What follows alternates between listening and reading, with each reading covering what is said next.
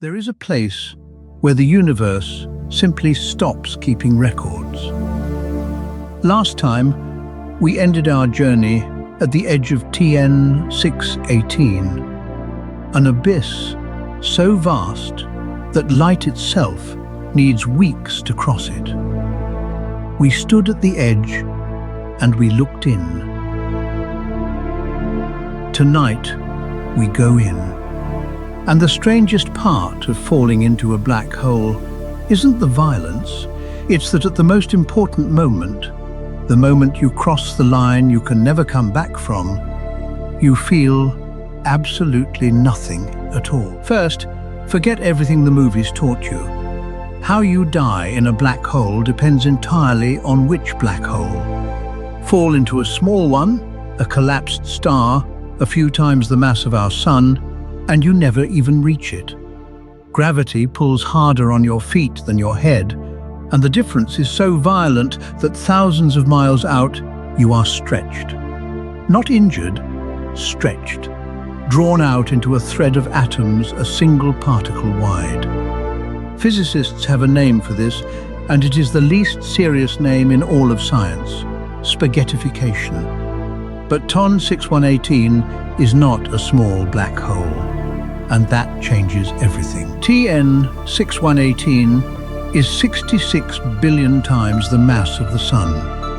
Its event horizon, the boundary of no return, is so enormous you could drop our entire solar system inside it and lose it, like a coin in an ocean. And here is the counterintuitive thing about giant black holes. The bigger they are, the gentler the fall. The stretching force at the edge is spread across such an immense distance that it barely registers. You could sail across that boundary intact, alive, awake. So you fall. And ahead of you, the darkness begins to bend. Because a black hole doesn't just pull on you, it pulls on light. The stars behind it are dragged into arcs. The sky smears into rings. And in front of you, the black hole isn't a hole at all. It's a perfect, seamless sphere of absolute nothing, wrapped in a ring of light so bright, it hurts. The corpses of stars and gas, torn apart and heated to millions of degrees as they spiral in. Then you pass the photon sphere, the radius where gravity is so strong that light itself is forced to orbit.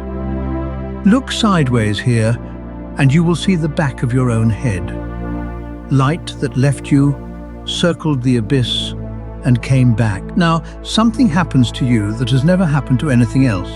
If someone were watching from a safe distance, they would see you slow down. Your fall would stretch out, your light would redden and dim, and you would come to rest, hanging just above the horizon, frozen forever. To the rest of the universe, you never actually fall in, you simply fade, a dimming ghost pinned to the edge until your last photon crawls away and you are gone. But that is not what you experience, not remotely. From inside your own body, the fall never slows.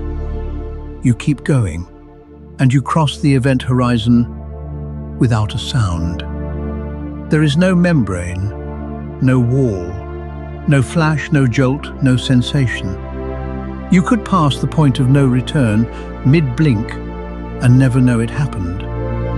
The most absolute boundary in the universe. The line beyond which nothing, not even light, can ever escape. And crossing it feels exactly like empty space. That's the horror of it.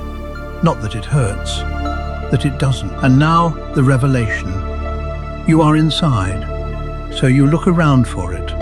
The singularity, the crushing point at the center.